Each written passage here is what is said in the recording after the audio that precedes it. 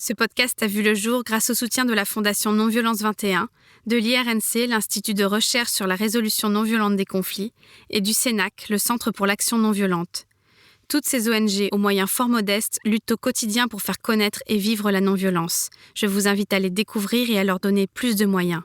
Et si vous souhaitez que je poursuive cette mission que je me suis donnée de diffuser la non-violence, vous pouvez aussi y contribuer par vos dons en cliquant sur l'onglet « Soutenir le podcast » sur le site force-nonviolence.fr. Je vous remercie. C'est d'abord une écologie de l'être humain, la non-violence. Ma lutte va être à travers la parole. Si tu mets la graine de violence, tu la retrouveras en face. Ne jamais obéir. Urgence climatique, justice sociale. D'abord dénoncer le système. Mobilisation citoyenne. On ne peut pas être dans la violence et l'humanisme à la fois. Bienvenue dans le podcast « La force de la non-violence ». Parce que la force n'est pas l'apanage de la violence, parce qu'on peut changer cette croyance et toute notre culture. Je suis Célia Grincourt et je vais à la rencontre de personnes qui ont choisi la non-violence et les stratégies d'action qu'elle nous offre pour se faire entendre, révolutionner ce monde ou simplement espérer survivre. Être en colère, c'est la bonne santé, vous savez. Désobéissance civile de masse. Dans le changement politique, on n'a pas le droit de rester amateur. C'est une question de vie ou de mort. Il nous faut des armes d'instruction massive. C'est une lutte. Donc l'empathie est le levain de la non-violence. C'est ça notre espoir. Le droit à la non-violence. Le droit à la non-violence éducative. I still have a dream. Ahimsa. 165 000 enfants sont violés chaque année, estime l'association Mémoire traumatique et victimologie. Et sa présidente Muriel Salmona pense que ces chiffres sont encore en deçà de la réalité. Quand j'ai vu le spectacle d'Andrea Bescon, je ne connaissais pas grand-chose de ce fléau qu'est la pédocriminalité. Les chatouilles ou la danse de la colère, c'est le titre de son seul en scène devenu ensuite un film qui vient d'ailleurs de battre un record d'audience sur France 2, m'a absolument bouleversée. Je me souviens ne pas avoir dormi de la nuit ensuite, à lire et écouter des témoignages sur Internet, à être révulsée par ces drames qui se passent presque sous nos yeux sans qu'on les remarque. J'ai pensé que j'avais forcément côtoyé des victimes, que j'avais peut-être jugé l'une d'entre elles pour son comportement étrange ou que sais-je, que j'aurais pu être l'une d'entre elles, car comme presque toutes les petites filles, j'ai déjà couru plus vite que mes jambes ne me portaient pour rentrer chez moi parce que j'étais suivie et que je sentais que j'étais devenue une proie. Mais chez moi, j'avais confiance. Je pouvais parler à mes parents. Comment est-ce possible d'enfermer ainsi un enfant dans une telle solitude qui n'a nulle part où se sentir en sécurité ? Andrea Bescon ne m'a pas seulement marquée par sa performance d'actrice et de danseuse phénoménale, magnifiquement mise en scène par son compagnon d'art et de vie Éric Métayer. Elle m'a aussi permis d'ouvrir les yeux sur peut-être la pire maladie de notre société qui se montre incapable de protéger ses enfants. À peine 1% des pédocriminels sont arrêtés et jugés. Et suite à la vague MeToo inceste sur les réseaux sociaux, les avancées d'un point de vue législatif ne sont pas encore à la hauteur des enjeux et continuent à donner des billes aux agresseurs au lieu de protéger clairement les victimes dans ce qu'il conviendrait d'appeler un crime contre l'humanité. Andrea Bescon, qu'est-ce que c'est pour vous la non-violence ? C'est le respect, c'est la considération de l'autre, déjà. Si on part du principe que chaque être humain est un être de droit, forcément la violence est une notion éradiquée du rapport. Voilà. Vous avez raconté votre histoire, j'imagine de manière un peu romancée, mais enfin tout de même, dans une pièce de théâtre puis un film intitulé « Les chatouilles ». Est-ce que vous accepteriez de revenir sur ce traumatisme, cette ultra-violence que vous avez subie enfant et qui a changé le cours de votre vie ? À la base, quand j'ai écrit Les Chatouilles et que Éric Métayer m'a proposé de le mettre en scène et ensuite nous a proposé d'en faire un film, c'était assez inconscient tout ça, c'était comme un instinct de survie un peu. Il fallait que ça sorte d'une manière artistique et c'était comme ça, c'était ma façon de faire. À l'époque où je l'ai écrit, je l'écrivais et j'avais très mal. À chaque fois que je repartais dans ces soirées ou ces nuits ou ces journées où j'ai pu subir les violences infligées par cet agresseur, j'avais des palpitations, j'avais des montées de sueur, j'avais des conséquences comme ça physiques que je recevais parce que j'ai toujours fait confiance au corps et je me dis si ça sort par ce biais, c'est qu'il faut que ça sorte comme ça fait pas un nœud à l'intérieur de mon ventre. Donc au début j'avais mal, aujourd'hui beaucoup moins. Vous aviez quel âge quand vous avez été victime ? 9 ans. Et ça a duré plusieurs années, c'est ça ? Je sais pas. C'est étrange, hein ? Ouais. Non, mais oui, ça a duré beaucoup de fois. Je sais que c'est beaucoup de fois. sur une durée qui est assez floue, puisque c'était un ami de la famille et mes parents l'avaient rencontré lors de notre déménagement. C'était un des premiers amis qui nous a accueillis dans la région. Il était très très présent, puis ensuite il était dans le club d'athlétisme qu'on fréquentait.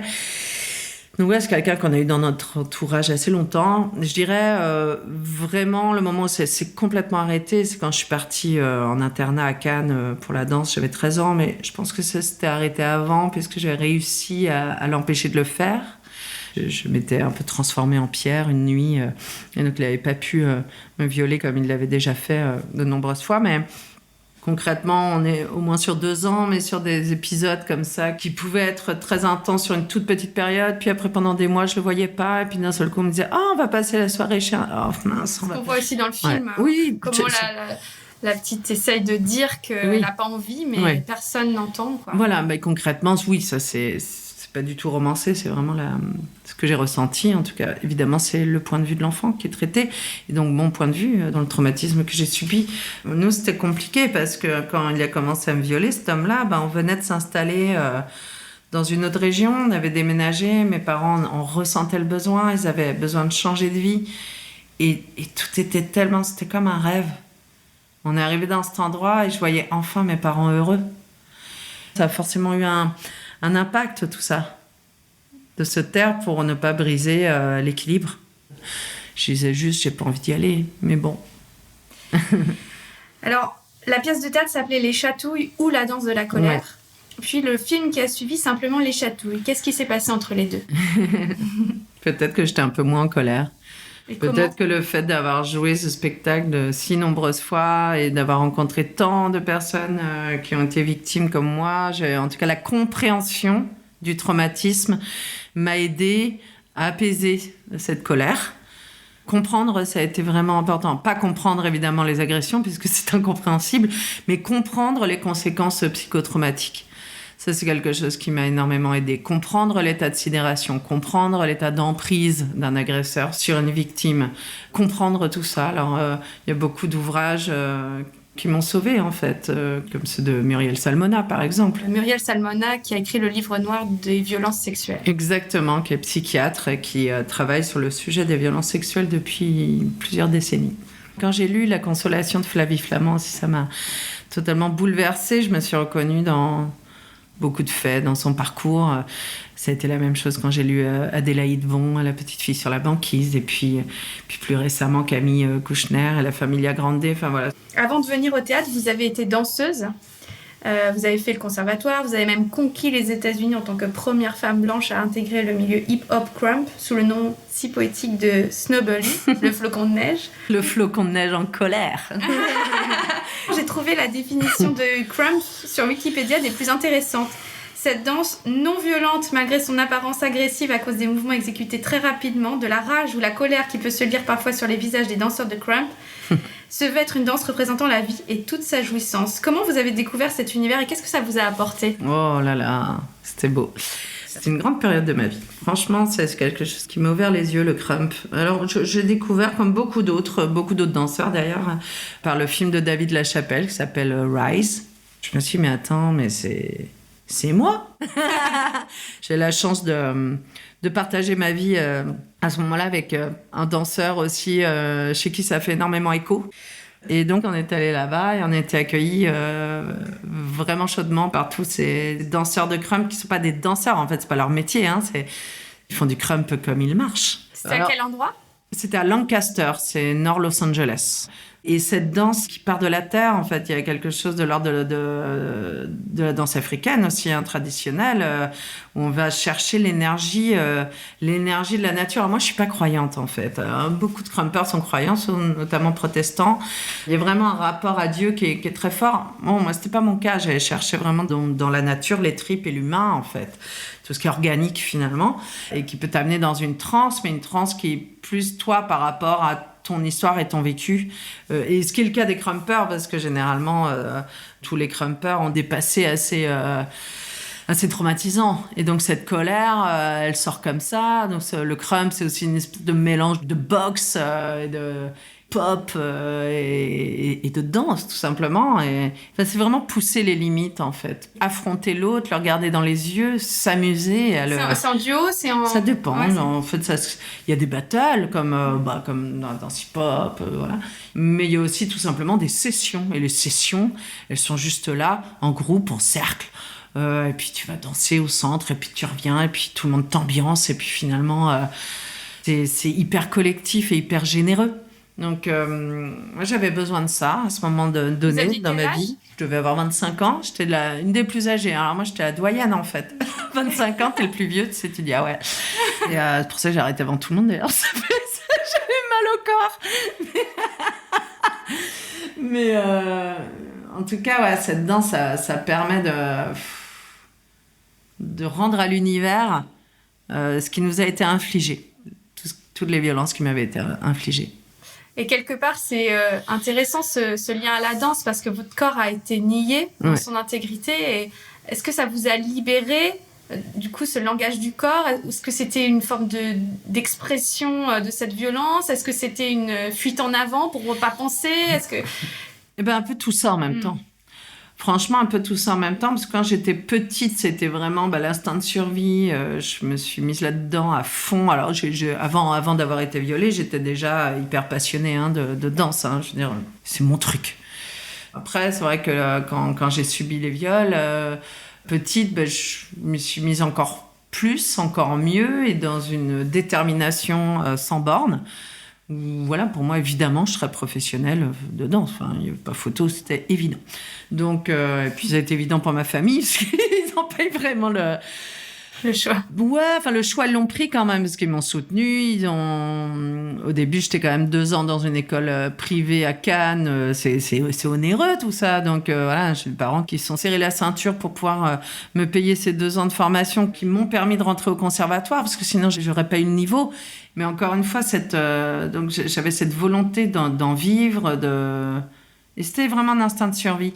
Alors, c'était un endroit où plus tard, dans la foulée, à l'adolescence, où ça, oui, j'ai pu y mettre toute ma colère. Mais moi, j'étais en amnésie traumatique pas très longtemps par rapport à plein d'autres victimes, mais jusqu'à l'âge de 17 ans, à peu près, j'étais un peu alors, je sais pas si c'est de l'amnésie traumatique ou un déni total, mais j'avais oublié ces viols, quoi. Je savais que cet homme-là m'avait fait du mal, il y avait un truc bizarre, j'avais un rapport bizarre à cet homme à qui je revenais dire bonjour à chaque fois que je revenais en vacances ce qui dans la région, dingue, ouais. Ce qui paraît dingue, et pourtant cette situation d'emprise qui est incroyable, en effet. Et quand j'ai eu 17 ans, j'ai compris ce qui n'allait pas, et j'ai compris que c'était ça, et toutes les images me sont revenues très, très distinctement. Il y a eu un événement déclencheur? C'était la première fois que j'avais un petit copain, et... C'était super, hyper bienveillant et tout. Et puis c'était les premières relations sexuelles. Et là, ça m'a vraiment... je me suis dit, il y a un problème là. Ça va pas. C'est pas normal. Ouais, vous sentiez décorrélé de votre corps? Complètement. Ouais. J'ai lu dans une interview que quand vous l'avez revu, il a compris que vous aviez compris. Ouais, mais c'est l'emprise en fait. Après, il a compris parce qu'il sait très bien ce qu'il m'a fait. Donc il savait quand même. C'était un homme qui se savait en danger. Puisque... forcément, déjà avant moi, une de ses victimes était allée porter plainte, sa nièce en l'occurrence. Sauf que, je ne sais pas comment a été menée l'enquête, mais en tout cas, il n'a pas fait de prison, et il a suivi une thérapie. Enfin, mais bon, en vérité, il continuait puisqu'il avait sa stagiaire dans son commerce qu'il continuait à violer régulièrement. Donc bon, malheureusement, oui, ça n'a pas marché, non. Donc derrière, effectivement, là, les gendarmes ont dit « c'est pas possible ». On ne laissera pas passer ça, et ils ont vraiment mené l'enquête. Ils l'ont interpellé, il était en garde à vue, et il a fini par avouer, puisque les gendarmes ont dit « mais on sait que vous avez violé ces enfants ». Et de toute façon, il n'y avait pas photo, c'était le même rituel pour toutes. Enfin bon. Alors, qu'est-ce que ça a été votre cheminement pour aller jusqu'à porter plainte? Parce que beaucoup de victimes, en fait, ne vont pas jusque-là. Moi, je sais pas, on a tous nos chemins, c'est vachement dur, de toute façon, déjà de survivre à tout ça, ou d'avoir une vie normale en fait. Ouais. Donc, moi j'ai eu besoin de porter plainte parce que je savais qu'il devenait grand-père de petites filles. J'avais compris que c'était un violeur de petites filles, pas de petits garçons, puisque c'était pas attaqué à mon frère, heureusement, ni à ses fils a priori. Donc voilà, et quand j'ai su qu'il allait avoir des petites filles, ça a été vraiment le truc qui m'a tellement donné envie de vomir que J'avais pas le choix. Franchement, je sais ce qu'il m'a fait. Je sais ce qu'il a fait aux autres victimes. Et je m'en veux même de ne pas avoir parlé plus tôt, puisque il y a une jeune femme aujourd'hui qui est brisée à cause de lui et qui a beaucoup de mal. Et ça, c'est dur parce que je me dis, merde, si j'avais parlé avant, il ne l'aurait pas violée. Mais voilà, c'est la vie. Mais c'est vrai que ça a été une grande part de ma reconstruction, de savoir qu'on avait sauvé ses enfants en parlant, en témoignant les victimes que nous étions. Et ça, c'est quelque chose qui aide à se reconstruire. Donc lui, il a eu un procès et il a été en prison. Oui, tout à fait. On est allé en cour d'assises. Ça aussi, je tenais à le préciser parce que j'entends souvent, là récemment, sur les annonces gouvernementales, ça, j'entends, oui, on ne peut pas imposer un procès à des victimes. Mais en vrai, en tout cas, moi, je sais que dans le procès qu'on a traversé, nous, les victimes du même agresseur, moi, je me suis présentée au procès. C'était un procès qu'on a demandé public de manière à ce que ce soit, qu'on puisse en parler pour que ça s'arrête tout ça. Mais donc c'est un procès qu'on a demandé public, mais on avait le choix de le mener à huis clos. Et une des victimes, notamment la plus jeune, n'est pas venue témoigner. Donc quand on est victime, on peut porter plainte et on peut ne pas aller au procès. Je veux dire, on n'est pas obligé d'être physiquement présent et de se confronter à l'agresseur en cour d'assises. Donc, il faut réfléchir aussi à tout ça. C'est vrai que quand j'entends des personnes politiques dire non, mais un procès, c'est aussi destructeur pour les victimes, et puis, il faut les protéger. Non, mais déjà, attendez, déjà, protégez-nous avant. Et puis ensuite, laissez-nous le choix, en fait.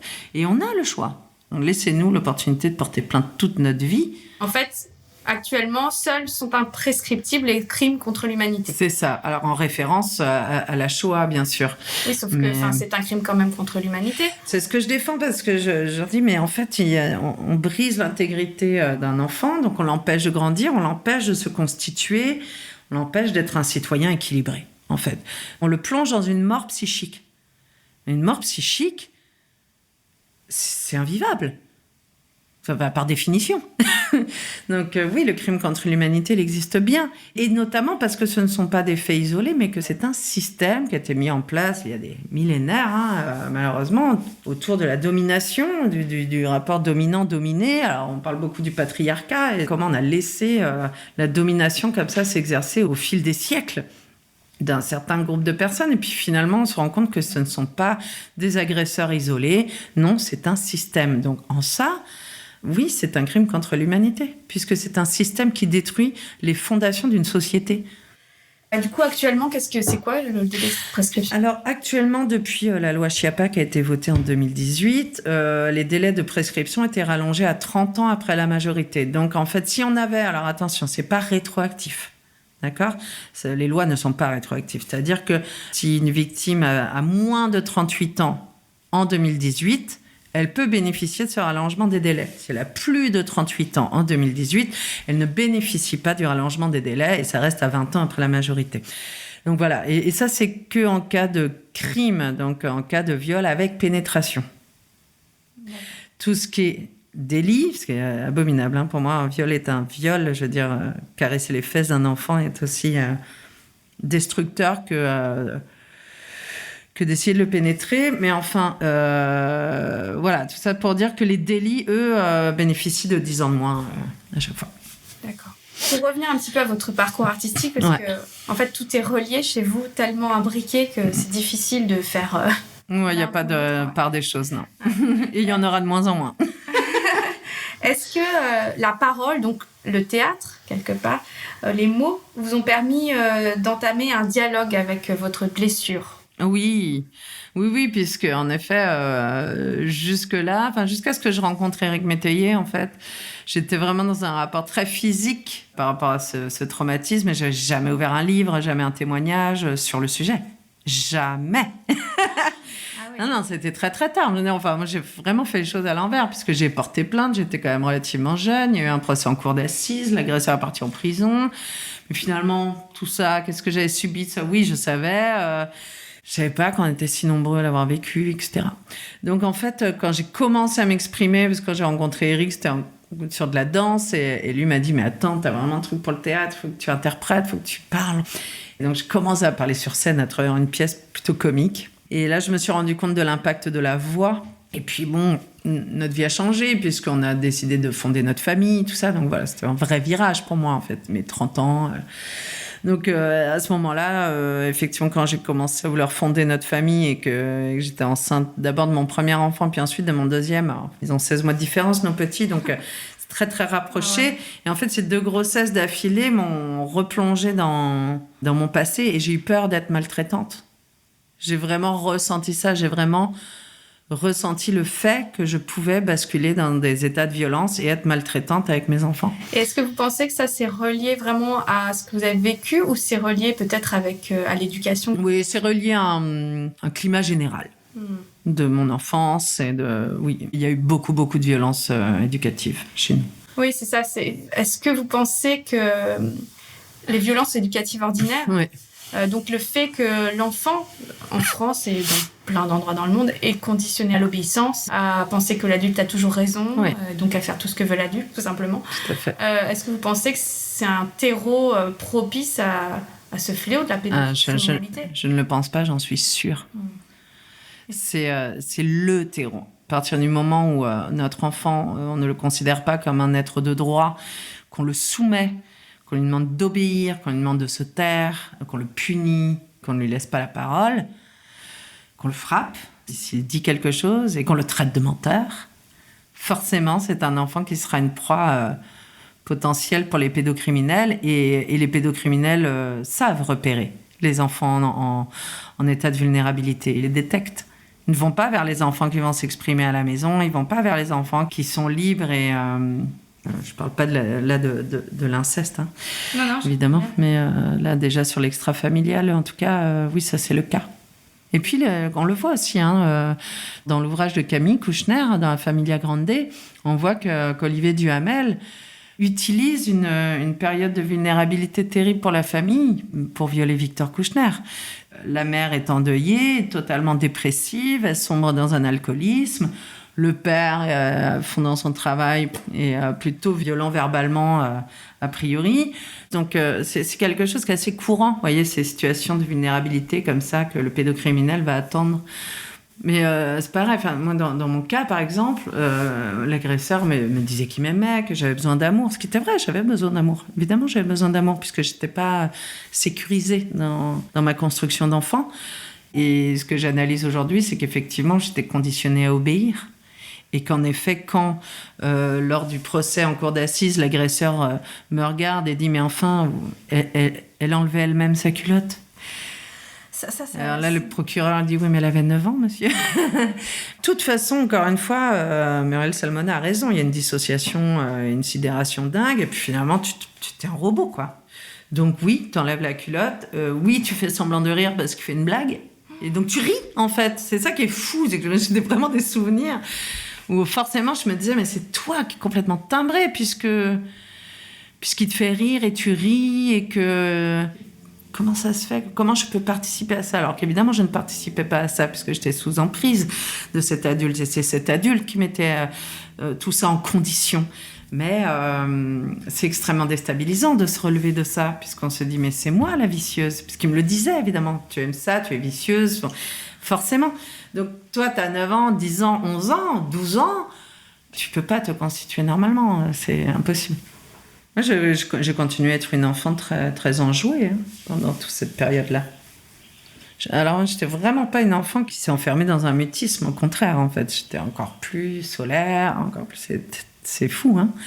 Moi, ça s'est révélé sur des... Voilà. Non, les signaux étaient plus de l'ordre de l'hygiène. L'hygiène, la crasse où je faisais exprès d'être sale, je montrais que j'étais sale. Oui, justement, et alors comment repérer les signes si on est confronté, par exemple, je sais pas, j'imagine les instits quand on sait qu'il y a 2 enfants par classe, ou même dans notre entourage proche. Déjà, on voit que les enfants parlent, souvent. En fait, ils révèlent ce qu'ils ont subi par plusieurs... J'ai lu une enquête de Patrick Jean, là, récemment, qui s'appelle « La loi des pères ». J'encourage vraiment tout le monde à lire ça. C'est une enquête vraiment extrêmement bien menée, qui montre quand même énormément les failles de la justice. Mais les enfants montrent, les enfants parlent. En fait, c'est nous qui recevons mal. On n'écoute pas. Pas assez, non. Donc, c'est aussi tout un regard de la société à porter sur ces violences-là. Ne pas minimiser. Mais en tout cas, oui, l'enfant révèle par des attitudes parfois très sexuées. par des problèmes d'hygiène, il va révéler par des cauchemars constants, ou une attitude qui va être littéralement différente par rapport à d'habitude. Enfin, il envoie des signaux, l'enfant. Il faut les recevoir. Alors, si on a un dialogue constant et équilibré avec un enfant dès le début de sa vie, on va saisir tout de suite le problème. Et d'ailleurs, l'enfant va aller vers un adulte de confiance pour révéler ce qu'il subit. Il va en parler, il va le montrer. Et vous n'avez jamais parlé? Ah ouais, non, alors moi, non, pas du tout. Et justement, ça me fait vraiment penser... c'est dans un précédent épisode, j'ai rencontré Yazid Karfi, qui est un ancien détenu, qui a connu une révolution personnelle le jour où quelqu'un, pour la première fois, a posé un regard bienveillant. Oui. Et ça me rappelle un petit peu comment vous parlez de votre rencontre avec Éric Métayer, qui vous a ouvert les portes du théâtre, mais ouvert les portes aussi d'un regard nouveau sur vous. Mais c'est ça, c'est-à-dire que j'ai vu dans ses yeux quelqu'un qui d'abord ne me jugeait pas, et jugeait pas. Je l'ai rencontré à une période où j'étais vraiment encore très mal, enfin j'étais au plus mal d'ailleurs, puisque je ne comprenais pas pourquoi, après avoir amené mon agresseur en cour d'assises, avoir entre guillemets contribué à sauver des vies, pourquoi j'allais aussi mal, quoi. Pour moi, ça n'avait pas de sens. J'avais fait le travail. Je comprenais pas. Et donc, c'était encore pire. C'était encore pire. Les addictions étaient redoublées. J'allais très mal, quoi. Est-ce que vous aviez un comportement addictif? Oui, énormément. Alcool, drogue, oui. Beaucoup. Finalement, toutes ces failles, on me les reprochait constamment. Tu as trop d'énergie. Tu es trop en colère, tu es trop radicale, tu es trop, violente, tu es trop... Enfin, j'étais trop tout le temps. Et lui, il a vu une matière extraordinaire pour l'art. Oui, aussi. Mais je crois que, de toute façon, il fallait qu'on se trouve, lui et moi. C'est mon âme sœur. J'aimerais vraiment vous poser cette question parce que ça m'a beaucoup touchée dans le film. Alors, je ne sais pas si c'est complètement vrai, ce qui est dans le film, mais je trouve que la relation à la mère est tellement difficile. Comment vous êtes arrivé à vous reconstruire sans cette compréhension maternelle? Ah, c'est dur, hein. Après, ce qui est très ambigu dans ce parcours, c'est que moi, j'ai une mère qui est venue avec moi au commissariat, qui était cour d'assises, qui allait voir l'agresseur pour lui dire « Andrea m'a parlé, je la crois ». Enfin, donc, il y a quelque chose d'engagé. Et c'est après, dans la foulée, que finalement tout a été minimisé, que finalement c'était pas si grave tout ça et qu'on s'en fout et que c'est bon, sois heureuse et nous saoule pas avec ça et puis on en a marre de ton mal-être. On va pas prendre des vessies pour des lanternes. Je me souviendrai toujours de cette expression, il ne faut pas prendre des vessies pour des lanternes. D'accord ? Ah. Et moi j'ai besoin du coup de me construire loin d'elle, mais pour plusieurs raisons. Il y a eu ça, il y a eu cette minimisation sur laquelle j'ai mis un voile au début. Je dis bon, ok, c'est pas grave, elle comprend pas. Peut-être qu'elle-même a vécu des choses qui lui paraissent bien plus graves, qui sont peut-être de l'ordre de l'inceste. Je sais pas, je pense. Mais après, c'est sa vie. Et elle en parlera un jour ou pas, si elle en a besoin. Mais donc, je me suis dit, bon, par comparaison, peut-être que ce que j'ai subi par l'ami de la famille lui paraît pas très grave. Hein. En l'occurrence, être violée à côté de son petit frère de 7 ans, c'est pas très traumatisant. Mais moi, je sais pas, c'est très étrange. Mais après, non, ça a été aussi quand mes enfants sont arrivés au monde, où on était encore en contact avec ma mère à ce moment-là. Je me suis aperçue de l'énergie maltraitante qui se mettait en place à l'intérieur de moi, de la reproduction d'un schéma qui m'avait, moi, complètement bousillée et que je ne voulais pas reproduire. Et en même temps, une influence maternelle qui disait « mais de toute façon, il n'y a que par l'autorité et la violence éducative ordinaire que tu pourras élever tes enfants ». Donc j'ai eu besoin de m'extraire de tout ça. J'ai eu besoin de dire « bon, écoute, stop, je ne peux plus ». Donc voilà, c'était une décision difficile mais mûrement réfléchie. Après, oui, se reconstruire sans sa mère alors qu'elle est vivante et que j'essaie de faire la part des choses. Je me dis, c'est quelqu'un qui m'a appris la volonté, qui m'a appris la rigueur, le travail. Je vais cuisiner le gâteau de notre enfance, le mocha au chocolat, pour notre fils qui l'adore, en disant c'est ma mère qui me l'a appris. Donc en fait, je ne rejette pas tout. Ce que je sais aujourd'hui, c'est qu'on n'est pas compatibles, puisque nous n'accédons pas à la même vérité. Mais tant pis.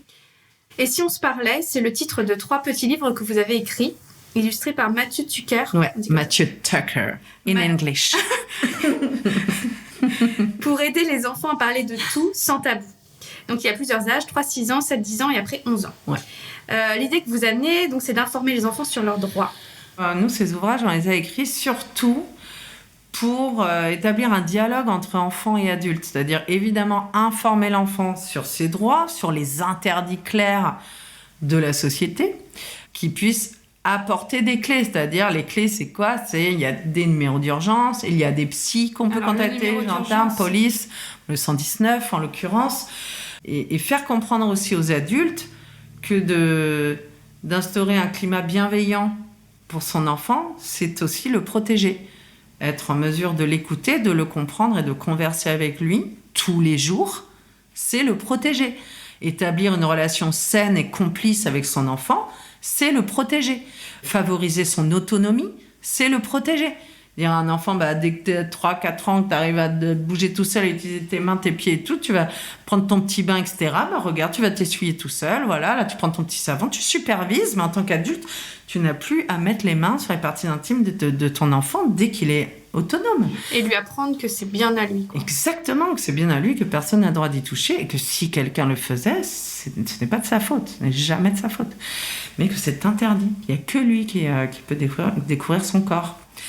Donc voilà, le but de cet ouvrage, c'est surtout ça, permettre aux familles de se retrouver aussi autour de choses qu'on perd au fur et à mesure des années qui passent, c'est-à-dire déjà, je sais pas, éteindre la télé, les écrans quand on se met à table et demander, tiens, comment s'est passée ta journée ? Qu'est-ce qui s'est passé ? Parce que c'est là aussi on détecte les problèmes. C'est dans des conversations anodines. Des choses que voilà, donc dire aux adultes, écoutez, quand vous arrivez à la maison, posez vos portables, faites de la lecture avec vos enfants, jouez, je sais pas, un petit jeu de société, faites un cache-cache, mais instaurer cette relation de confiance complice et aussi ludique dans la relation parent-enfant, c'est vraiment important pour pouvoir instaurer ce climat de confiance dont l'enfant a besoin. Quels sont, là on en a beaucoup parlé, mais est-ce que vous voudriez revenir sur les combats qui vous animent vraiment actuellement ? Par rapport aux mesures qui pourraient être adoptées en l'occurrence, je crois vraiment qu'il faut une tolérance zéro pour les violences sexuelles infligées à des mineurs de moins de 15 ans. Alors c'est vrai qu'aujourd'hui, le gouvernement a très peur, les politiques en général ont très peur d'une moralisation des choses et du coup des jeunes couples. J'entendais Monsieur Dupond-Moretti hier avant-hier qui disait vous comprenez, un mineur de 17 ans et demi qui commencerait une relation avec une mineure de 14 ans et demi et qui passerait à la majorité, ça serait horrible qu'on puisse l'attaquer pour crime, ce que j'entends. En même temps, un viol reste un viol. Voilà, exactement, et en plus on est dans des principes énormément autour de ces âges de viol en réunion, etc., qui sont... C'est assez terrible, et donc il ne faudrait pas donner l'opportunité à ces affaires-là d'être encore déqualifiées en atteinte sexuelle ou pire, un abandon des charges ou un classement sans suite. Ça fait peur aux assos, je le comprends, moi aussi ça me fait peur. J'arrive pas à comprendre qu'on ne soit pas plus radicaux que ça quand on parle de millions de victimes. Je ne comprends pas pourquoi on n'est pas foutu de dire aux adultes si il ou elle a moins de 15 ans, tu ne touches pas. Même si il ou elle demande. Parce qu'évidemment, un adolescent a des désirs, a des envies, et il peut être fasciné par un adulte. Il peut avoir des désirs pour cet adulte, évidemment. Mais c'est à l'adulte, en fait, de se positionner. C'est à l'adulte d'être très clair avec le refus. Donc ça, votre combat, c'est sur 15 ans. 15 ans, oui, et 18 en cas d'inceste au moins, parce que quand on est sous le toit de son agresseur, non, 15 ans, c'est pas suffisant, hein. Non, c'est au moins 18 ans. Enfin, moi, j'interdirais toujours. Hein. Ça tiendrait qu'à moi. Ça serait l'interdit des interdits et ne touche pas à un membre de ta famille, point barre. N'importe quel âge, d'ailleurs. Donc là, nous... D'ailleurs, un interdit fondamental. Ben ouais, c'est un interdit fondamental. Et on sait que c'est mortifère. Je veux dire, il n'y a pas une fois où ils ont plaidé l'inceste heureux ou l'inceste consenti en 2012. Bon, ça s'est soldé par un double meurtre, quand même. Faut pas oublier. Donc là, Éric Dupond-Moretti, il plaidait l'inceste consenti des deux filles qui étaient violées depuis l'âge de 10 ans par le père, dont une a eu un enfant de son père. Et finalement, inceste consenti, pourquoi pas? Écoutez, peut-être qu'il y a des incestes heureux, disait le psychiatre. Et puis 2 ans après, le père a tué une de ses filles, de 2 balles dans la tête parce qu'elle voulait plus être avec lui. Bref, c'est assez déconcertant puisque moi, quand je dis tout ça, j'ai l'impression d'être hyper radicale. On me regarde un peu avec des grands yeux des fois en me disant mais enfin... c'est quand même beaucoup, c'est radical, j'ai entendu ce terme, vous êtes radical. Ah bon, oui, ok, je suis radical. On ne devrait pas tergiverser sur la protection de nos enfants. Et je veux dire, tu vas chercher des clopes, si t'as moins de 18 ans, on va te demander ta carte d'identité. Pour l'alcool, c'est pareil. Donc comment ça se fait que l'adulte porte la responsabilité de dire « Hop, non, t'as moins de 15 ans, je vais pas te donner un rhum orange. » Mais par contre, en ce qui concerne une pipe, finalement... vas-y. Non, c'est à toi, en tant qu'adulte, de dire non. J'ai lu que vous étiez une admiratrice de Rosa Parks, cette femme afro-américaine qui, la première, a refusé de céder sa place à un blanc dans un bus. Et il y a une citation d'elle que j'aime beaucoup. « J'ai appris au fil du temps que lorsque nous sommes fermement résolus, la peur diminue. Savoir ce qui doit être fait disparaître la peur. » Est-ce que vous avez encore peur, Andrea Bescon? On dirait pas, comme ça, vous écoutez. Non, j'ai peur que ça change pas, en fait. Franchement, ça, c'est une vraie peur. C'est quelque chose qui m'empêche de dormir beaucoup. La peur qu'on soit pas capable, les adultes, de prendre vraiment les choses en main, alors que aujourd'hui, là, en ce début d'année 2021, c'est le moment. Et si on le fait pas maintenant, on le fera jamais. Donc oui. Pourquoi c'est le moment? À cause de MeToo inceste? Oui, parce qu'il y a eu cette déflagration grâce à Camille Kouchner, qui a tellement bien décrit ce phénomène d'emprise autour de l'inceste. Et du coup, les médias sont emparés de ça. Et le hashtag MeToo inceste qui a été initié par le collectif Nous Toutes, ça a quand même permis de voir à quel point, encore une fois, nous on le sait, mais que les gens prennent conscience que c'est partout dans toutes les strates de la société et ce sont toujours les mêmes histoires.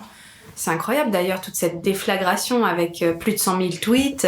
Témoigner sur les réseaux sociaux, c'est un impact énorme et franchement, je vous encourage, personne ayant été victime de violences sexuelles, à vous faire connaître par des publications, par des écrits, par des coups de gueule. Et pourtant, je lis encore souvent des gens qui disent « Mais pourquoi elles se réveillent toutes maintenant pour parler de leur viol ?» En fait, il y a l'amnésie traumatique et... Si tu te souviens pas, tu peux pas en parler. Hein. Non, effectivement, l'amnésie traumatique va falloir déverrouiller...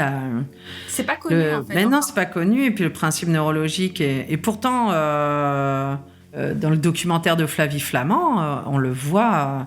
on voit cette double peine, encore une fois, de l'IRM et des... Il y a des lésions dans le cerveau, enfin, c'est assez incroyable. Mais c'est vrai que quand on parle de l'amnésie traumatique, il y a quelque chose qui est tellement pas palpable. C'est quoi cette amnésie? Qu'est-ce que ça veut dire? Alors que c'est tout à fait compris pour les personnes qui reviennent de guerre, ou alors on dit « Ah, mais c'est pas comparable ». En fait, si, parce que concrètement, c'est un trauma énorme. Et c'est marrant, comme la parole des victimes ne fait pas foi. Et c'est assez intolérable. Alors, on veut bien nous accorder qu'on a été violés, parce que alors ça y est, on nous traite plus de menteurs, c'est déjà ça.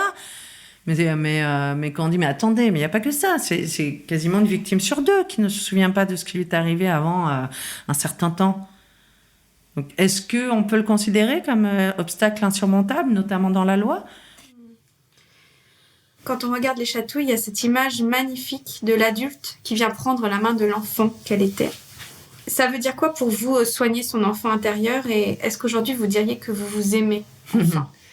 Alors cette image m'est venue par le biais évidemment de la résilience de Boris Cyrulnik, qui le dit très clairement tout ça. Et d'ailleurs, il y a beaucoup de thérapeutes qui font faire cet exercice aux victimes. Ouais, je crois qu'il faut soigner son enfant intérieur, dans le sens où, encore une fois, il faut l'enrober, lui dire que c'était pas de sa faute, qu'il y était pour rien. Enfin, c'est vraiment, typiquement, j'ai encore la scène en tête du spectacle et du film. J'ai joué tellement de fois, mais à chaque fois j'y étais avec la petite Andrea, à chaque fois je l'ai joué. Donc ouais, je crois que ça fait beaucoup de bien de se redonner un peu d'indulgence. Et souvent on me dit, Andrea, j'arrive pas. En fait, ça fait 20 ans que je suis en psychanalyse et j'y arrive pas à me sortir de ça. Et je dis, ouais, je comprends. En fait, il y a plein de chemins différents. Alors, j'encourage souvent les gens à passer par le corps. tenter un autre chemin, en fait.